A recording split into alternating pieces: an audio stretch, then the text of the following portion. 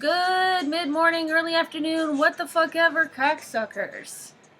Hopefully, if you have a day off today, much like me, you're enjoying it. Me, I'm being lazy in my bed as usual. Pink hair, don't care, hashtag. And I got my total throwback music going from 93 because, you know, that's how I roll. Anyway, Monday, a little later than usual, on to the questions. And also, I do want to point out that I noticed that it took a little bit of badgering to really get people to submit questions this time. Damn, my dry. If you guys are feeling like twice a month is too much and that maybe I should do it once a month, we'll do Ask the KoK Queen once a month, give feedback, please, in the comments. Not necessarily on YouTube, but the comments in the thread or what have you. And may consider just cutting it down and just having a post go up for an entire day. I don't know, I'll figure shit out. Anyway, on to the questions. First one comes from Quentin. Bonjour, Quentin. How do you feel about the rumors of turning Reigns heel? Well, if rumors of backstage sentiments are to be believed, that's probably, much like saying, that's never going to happen because Reigns is Vince's future cash cow. However, I don't necessarily see the cash cow thing happening because I really doubt Vince is going to live long enough to enjoy the fruits of that labor. I mean, people don't live forever, and the man's already up there. I don't think I feel, I don't know about how I feel about it. I mean, we're having a hard time really getting him over as a babyface. Well, he's over as a babyface, but obviously he's getting a lot of that backlash from the diehards, not so much the casuals. I don't necessarily think he needs to be heel right now because it looks like they still want to kind of keep him in the title picture. We're probably already going to have a heel champion soon, which I'll be touching on in a moment. So there's no point. If anything, I think it would make more sense to have Ambrose go heel because it's got the kind of persona that embodies it. Then again, he's going the way of Stone Cold, so I don't know, it's hard to say. I mean, if they're truly trying to make him the next Rock, then yeah, they're going to have to make him heel eventually. I just don't necessarily think it's going to be right now. Don't think that's a smart move. Let's get him a little bit more established. He needs to work on his mic skills. You can't turn him into the next Rock and have him be shit on the mic. That was part of the reason Rock got over in the first place, was because of his mic skills. So let's give it a year and then we'll find out. Thanks, Quentin. Oof. Said I was a woman, never said I was a lady.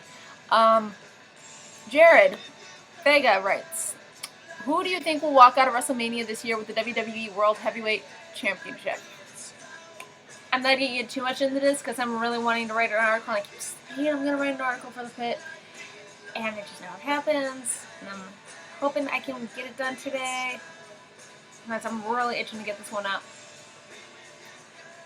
Honestly, I mean, it could go either way. I mean, there's one scenario that I have an idea of that has Reigns walking out as champion. There's another scenario that I have that has Rollins walking out as champ. Honestly, I think by the end of the year it's going to be Bryan, which is a whole nother thing. But the way they're painting it right now, I mean, the rumors of Lesnar dropping, he's losing weight. Obviously, he's got to lose weight if he's going to go back to UFC.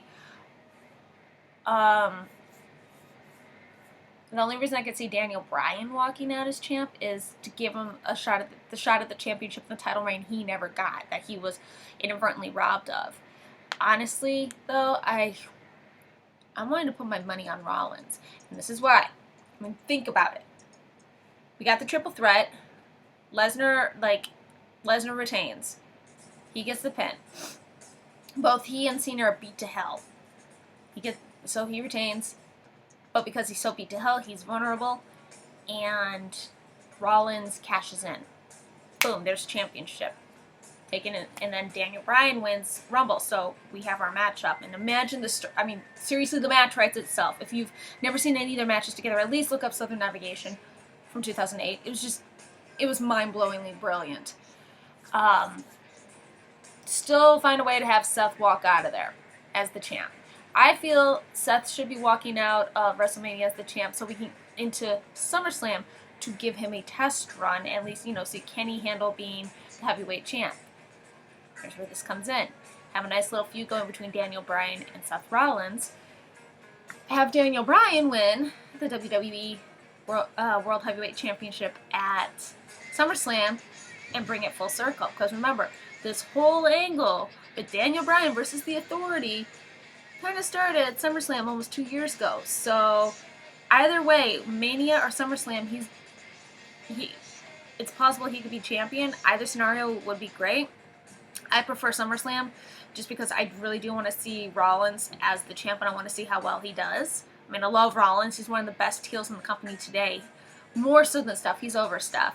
But I just really feel like that would be the end, the true end to the Cinderella story. That is Daniel Bryan's fight to the top.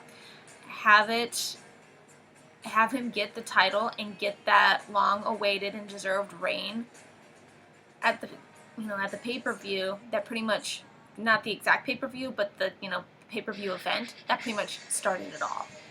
Come on, you gotta admit that's just a little brilliant. Maybe I'm tooting my own horn here, but yes, Rollins all the way. Although Reigns as champ might not be too bad. That means he would have to lose to Rollins at some point. Although a triple threat between him, Ambrose, and Rollins might be interesting. Too many scenarios, too many wild cards. This is gonna be a good year to be a fan. Thank you, Jared. Clay has a two-parter. I'm going to kick Clay's ass for one of these questions, but I'm going to humor him and answer it anyway because I'm pretty sure someone else isn't going to like the answer, but it'll give me lulz. So the first one, do you watch New Japan and who is your favorite there? That's going to be a very succinct answer. No. And it's not that, no, I don't want to. No. I mean, I'm interested. It looks like it'll catch my eye. I just kind of space out, and I don't, times where I could be watching it, I might be doing something else instead. Or I'm just like, I'm a ridiculous procrastinator, and, poo-poo, I'll do it later, and then, 5 days later, oh, shit, I was supposed to have that done already, so. Eventually, I can't make any guarantees as to when, but eventually I'll start watching New Japan. And obviously I can't answer the favorite, but I'm already a little bit biased in the fact that, I'm going to pay attention to Bullet Club, obviously. Hey, they have Balor. I keep hearing good things about AJ Styles. So, second question from Clay. When are you moving down to Georgia with Luis? Hell no. My ass ain't never going back south. Luis gonna be moving up here if he knows what's good for him. Rob and I moved to the middle of nowhere. Michigan ain't the greatest state in the world, obviously, but hell, we got a lot more opportunity up here than y'all motherfuckers got down there.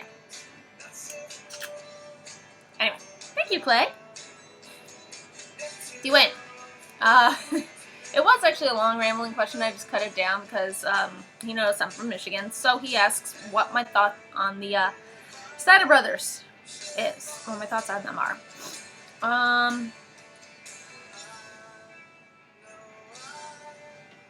It's really hard for me to answer that just because, I haven't really paid attention since the WCW, NWO days.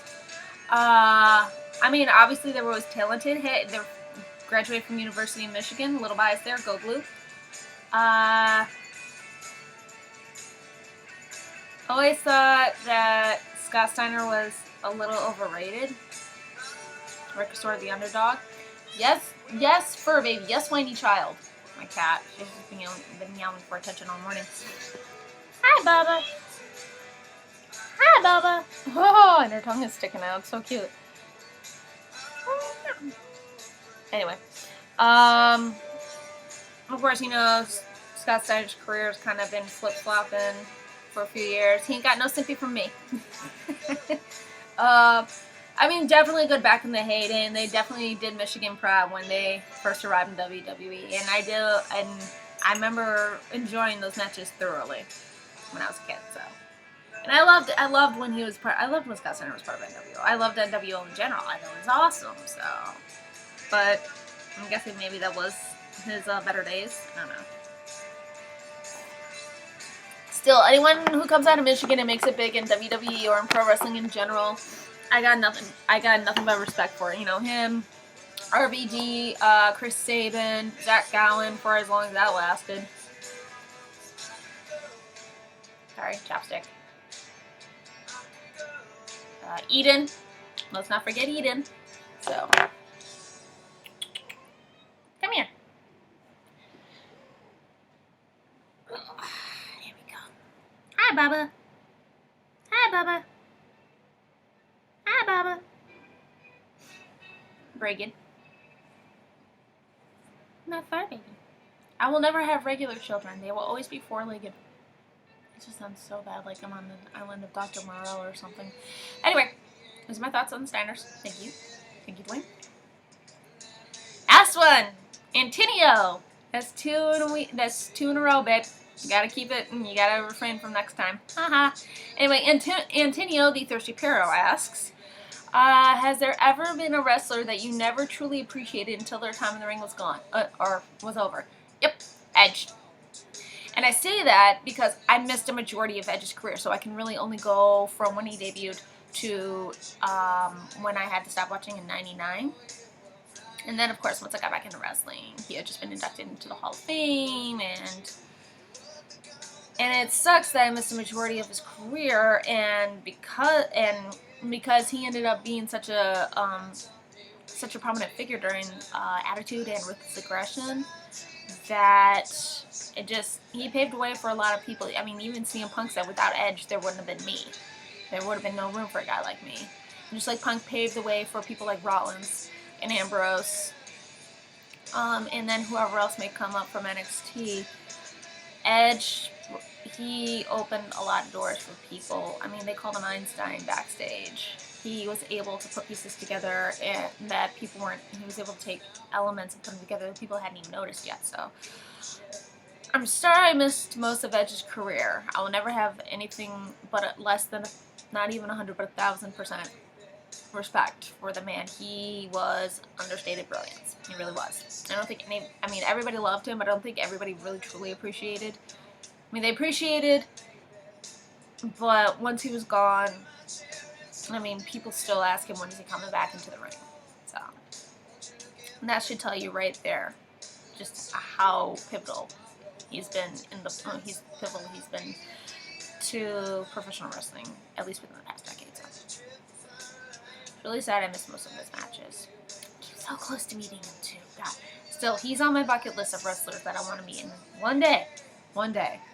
Granted, I'm probably going to meet, like, Bray Wyatt before I meet Edge, but one day I'll meet Edge.